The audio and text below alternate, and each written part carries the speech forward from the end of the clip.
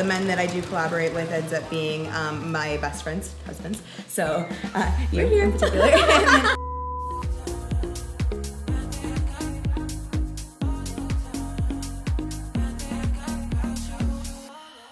MyCookieJar here with XO_RyeBaby. Yeah, my bestie. I love this. MyCookieJar here with IG Hubby. Yeah. All right, so welcome back to my channel, guys. Today we're gonna be interviewing some couples and talk about the perspectives from a wife and a husband. So we'll be interviewing you and your husband soon to see what it's like to be a content creator, specifically in the adult industry.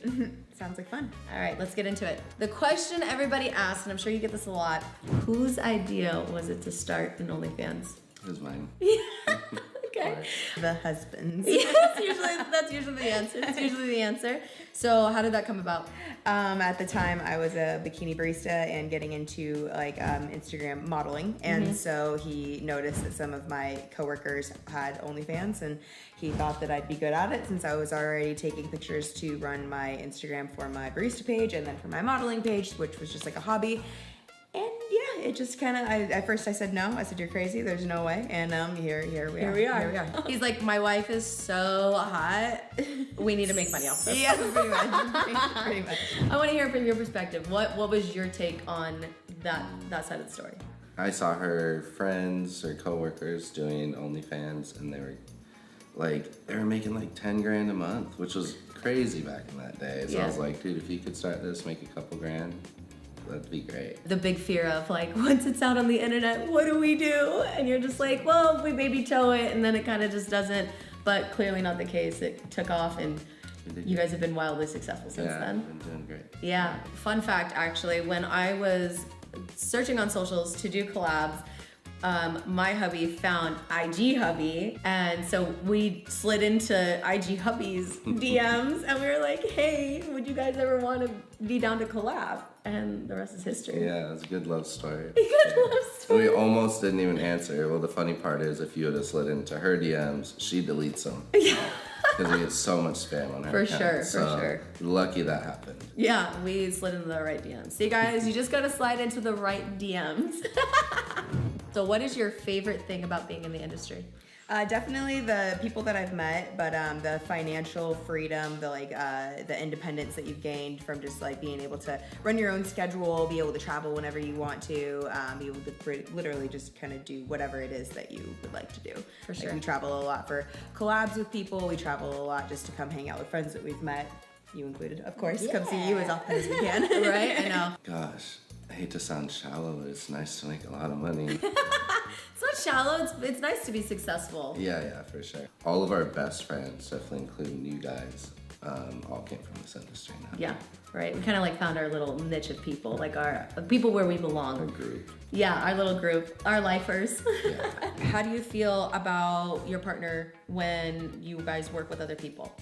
We are actually really good at communication. At first, it was always a tiptoe kind of thing. We moved really slow when we started. We didn't do anything too aggressive, but we never did anything out of the industry. So that was also a little bit of a different jump for us. We are not lifestyle. We were not lifestyle. So it was very just like, all right, we're gonna try to do this for content. Let's see how it goes. And so we just kind of slowly did things, found people that we were comfortable with, and we just have the utmost communication process of we are always talking to each other and debriefing on whatever it is that we're doing. And so that's like the aftercare, right? Like aftercare is so important. So important. Yeah, like the communication leading up to it, communication during it, making sure you're talking with your scene partners, and then the aftercare and the intimacy afterwards, right? Yeah, for sure. Love that. The men that I do collaborate with ends up being my best friends' husbands. So you here in particular, and then Victoria, I've collabed with her fiance a few times as well, but in like a group setting, not too often in a separate setting, but it's always been a fun time. But it's always someone that I'm extremely comfortable with, that I know very well. So yeah. How do you feel about RyeBaby when she works with other women?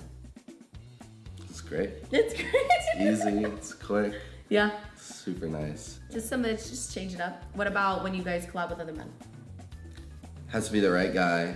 You have to know him, make sure he's gonna be respectful, and easy to work with. But if it's the right guy, so far we've had 100% success rate. That's great. That's great. So if you were to pick a favorite outfit for your husband to dress up in you in, or dress up him for you, what is he wearing? What's something like he comes out and you're like, ooh, baby. Something that he cannot turn down is me in baggy sweats with my thong pulled up. And like either like a crop top or just like a short little top. Oh man, nothing trying too hard. Like sweatpants, you know, a little crop top or something. I can't keep my hands off it. That's exactly what she said. I feel like this is like that dating show where it's like, you know, you write down your answer and then like the partner comes in and answers the question, you hold it up, see if it's the same answer. So I love that. What about for him to wear?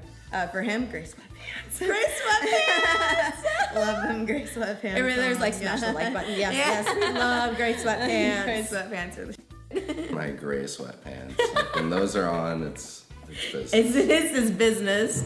What is your prep routine for a shoot?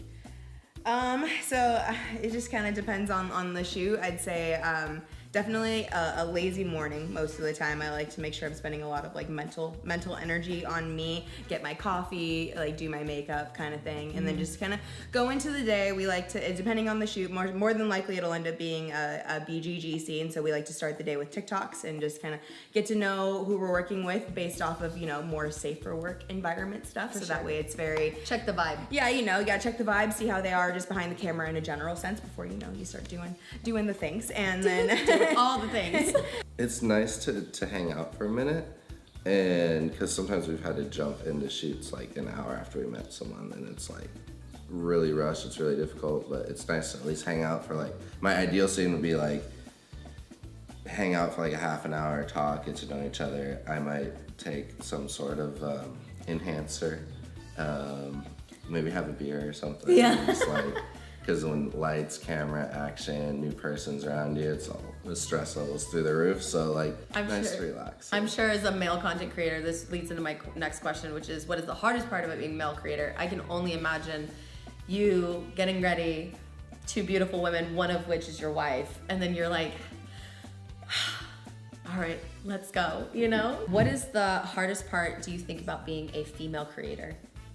The judgment, I'd say, more from outsiders, not necessarily from fans, because fans are almost always the most up for respect for you because you're doing what they are seeking. Yeah. But it's the haters, you know, the TikTok comments, the IG comments. Sometimes it's just, you know, it gets to you. But other than that, it's you just gotta roll with it. Trying to focus on the work aspect of it, because obviously it's like you got two beautiful girls there, you're doing that, and like you gotta, if you're having too much fun, it doesn't look good on camera.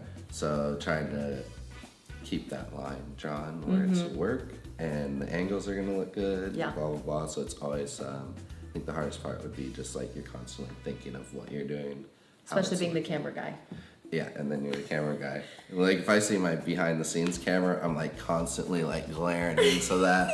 Like you're like, is the recording on?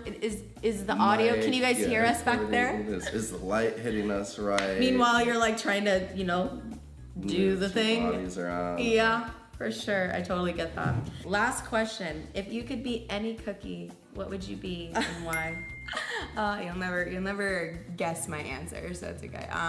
I want to be oatmeal raisin cookie. Those are my favorite. I love oatmeal raisin cookies so much. I don't like being everybody's favorite. Yeah. I only want to be a very small amount of people's favorite. There's a very small subset of us that love. But they're sweet and still like can be good for you. And you know what I mean? So it's like, I'm like, I don't want to be a Sour Patch Kid. I want to be an oatmeal cookie, man. Yeah. Man, I like those like granny cookies.